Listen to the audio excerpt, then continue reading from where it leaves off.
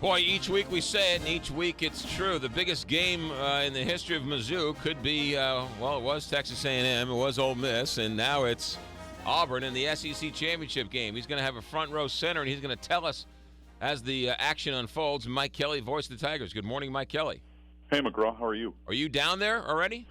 No, leave in about a couple hours. Okay, good. What's the mood of the team? I haven't been around them in the last 24 hours, but I think they're excited about playing. I would think they're excited. I think they're really excited about playing.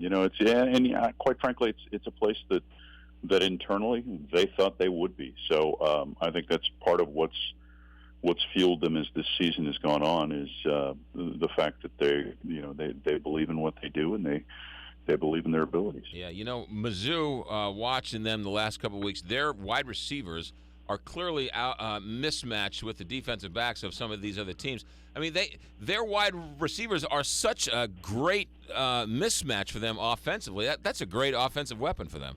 Well, one of the subtleties that Josh Henson changed when he took over as offensive coordinator, if you'll remember back in the days when it was All-American tight end U with guys like Chase Kaufman and Martin Rucker, and even Michael Egnew, who's now with the Dolphins, is they split those guys out. They were always not attached to the line of scrimmage. They play them in space. Well, the adjustment after year one in the SEC is you got to get that extra blocker up front. And so they took the tight end position, and Eric Waters, a guy that was 215 when he arrived at Missouri, and now he's 260. He plays more attached to the line of scrimmage, and because of the size of those wide receivers, you still get the mismatches in space that you got with the tight end. So just a great job in terms of an adjustment by Josh Henson, Missouri's offensive coordinator. It's, they have really, I don't think people can appreciate how good they are, and I don't think nationally they're getting the attention they deserve, even though now people are finally starting to wake up to them.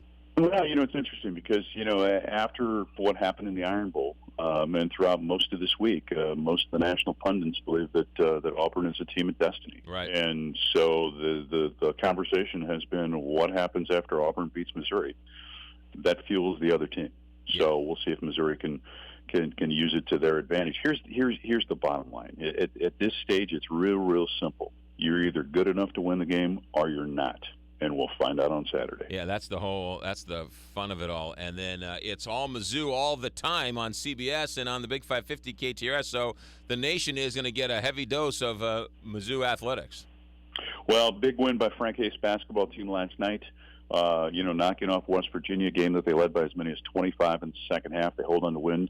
And then, the football team plays afterwards on CBS. And also want to shout out to the volleyball team, 34-0, the nation's only unbeaten team. They play the NCAA tournament first couple of rounds at the Hearn Center in Columbia this weekend. Yeah. What time is the football game on Saturday? It starts at 3 Central. 3 Central. How about you? This is a little exciting for you, no? Well, it's fun. You just really feel blessed to be a part of it. That's the bottom line. You're excited to have just a small part of what's taking place and being able to witness history. And Missouri's got a chance to win its first conference championship in football in 53 years. I think there's going to be a large contingent of black and gold down in the Georgia Dome. Yeah, Missouri's 16,000 tickets, their allotment sold out in less than 24 hours. But keep in mind, the Auburn campus is only just over 100 miles away from Atlanta. All right. Mike Kelly, who's your sponsor? Walter No Florist. They're enjoying what's taking place with Mizzou football as well, and they want to become your personal florist. All you need to do is go online, WKF.com. Check them out, Walter No Florist, and they'll become your personal florist. Travel safe, Mike. We'll talk to you on Monday, and have a good call.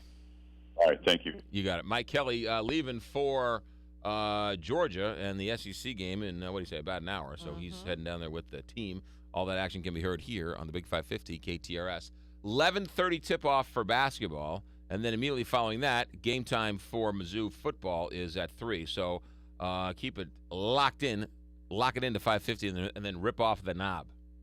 And rip off the knob? You don't need to change the channel. Oh. I've not heard that before. That's an oldie but a goodie. I like that, though. Yeah, that's an oldie but a goodie. Lock it in and rip off the knob. Knob. People are like, knob? What's a knob? That's a little button. I feel like an old-timer, Sonny. For the button. All right, it is coming up 9 o'clock. Deb Peterson's going to dish. Scott Sherman's going to be along, and maybe a little Glee controversy. That's all straight ahead. 8 o'clock, KTRS. 9 o'clock, KTRS.